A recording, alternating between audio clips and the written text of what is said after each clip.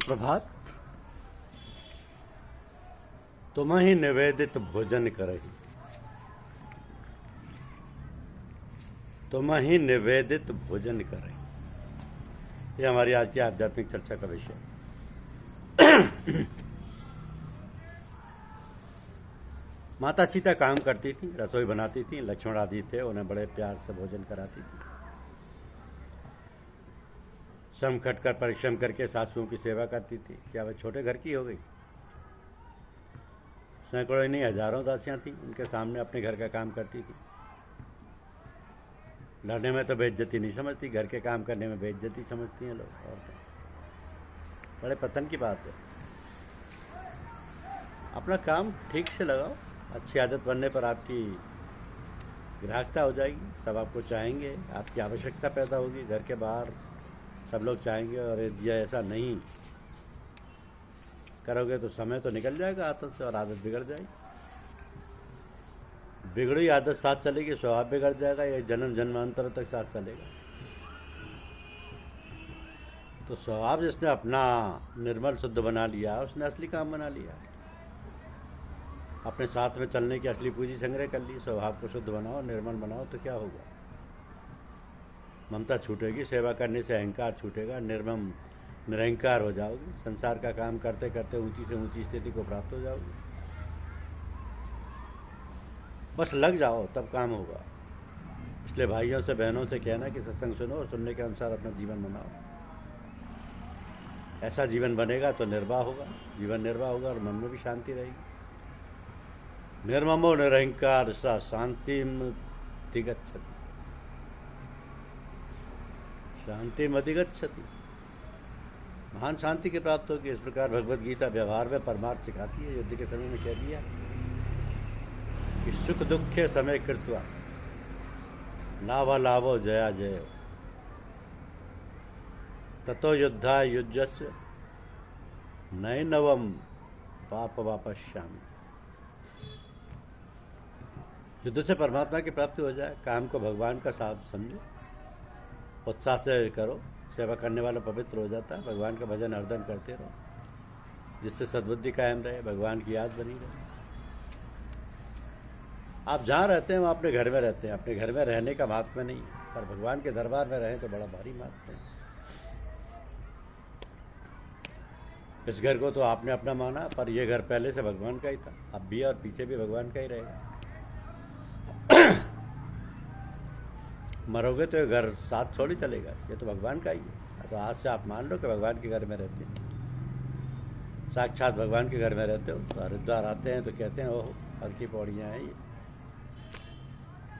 वृंदावन आ गए तो कहते हैं भगवान की लीला भूमि में। अयोध्या में आ गए तो कहते हैं भगवान के दरबार में आ गए। तो भगवान का दरबार मान लो, भगवान का घर मान लो, तो यही घर वृंदावन हो गया। हरदम यही बात है कि हम तो भगवान के घर में ही रहते हैं और खास लाड़ लें हम तो भगवान की। आज से ये बात मान लो, अपने अपने घरों को अपना घर मत मानो। अरे भगवान का ही घर है, अपना घर तो बीच में माना है। पहले भगवान का था, पीछे भी भगवान का ही हो गया, फिर बीच में अपना कैसे हो गया? छापा मारा है मुफ्त में। एक बात पर ध्यान देना, जो भी काम करो भगवान का मान कर करो। खेती करो, चाहे घर का काम धंधा करो, भोजन करो, चाहे भजन करो, कपड़े धो, चाहे स्नान करो, शरीर भी भगवान का ही। तो भगवान की सेवा के लिए इसका काम करते हैं। खाना पीना भी भगवान का काम है, काम धंधा तो भगवान का ही करते हैं। सब संसार के मालिक भगवान हैं, तो सब शरीरों के मालिक भी भगवान हैं। तो शरीरों का संसार का काम किसका हुआ? भगवान का ही हुआ। कैसी मौज की बात है, भगवान के दरबार में रहते हैं और काम धंधा भी भगवान का ही करते हैं। दो बातें हुई। अब तीसरी बात, घर में जितनी चीज़ें हैं ये भी भगवान की है। घर भगवान का, आप भगवान के, तो चीज़ें किस दूसरे की कैसे हो सकती हैं? क्या माता बहनों को चाहिए कि भगवान की चीज़ों को लेकर रसोई बनाएं, मन में समझें कि ओहो मैं तो ठाकुर जी के भोग लगाने के लिए प्रसाद बना रही हूँ, ठाकुर जी के भोग लगाएं। ठाकुर जी को भोग लगाकर घर के जितने लोग हैं उनको ठाकुर जी के जन पावनी समझकर प्रसाद जमाएं। उन्हें समाना कि ये सब ठाकुर जी के प्यारे जन हैं, ठाकुर जी के प्यारे लाडले बालक हैं, उनको भोजन करा रही, ठाकुर जी की सेवा कर रही। जैसे किसी बच्चे को प्यार करे तो उसकी माता राजी हो जाए कि नहीं? ऐसे भगवान के बालकों की सेवा करें तो भगवान राजी हो जाए।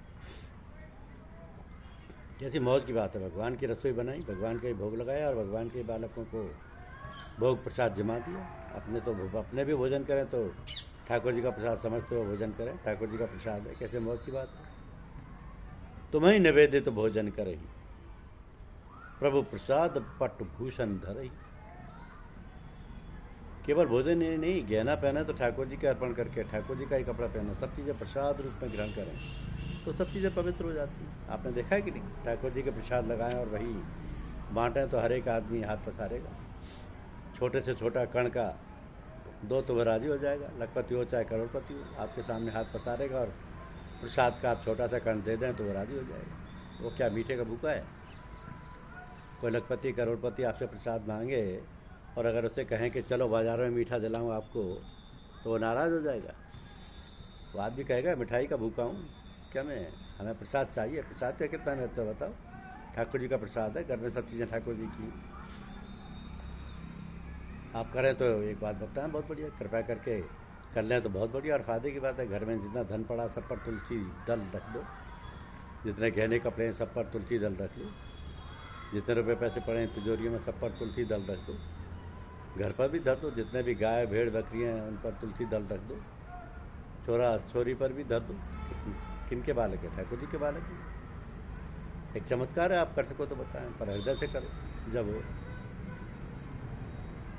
छोरा उद्दंड और कहना मानता नहीं, सच्चे हृदय से अपनी ममता उठा लो कि मेरा है ही नहीं, केवल ठाकुर जी का ही है, छोरा बिल्कुल सुधर जाएगा। जैसे ठाकुर जी के भोग लगाने से चीज़ें पवित्र हो जाती हैं, बड़े बड़े पुरुष आदर करते हैं, ऐसे सच्चे हृदय से अपनी ममता बिल्कुल मिटाकर केवल ठाकुर जी का ही मान लें तो अशुद्ध हो जाएगा, पवित्र हो जाएगा। ऐसी बात करके देखो।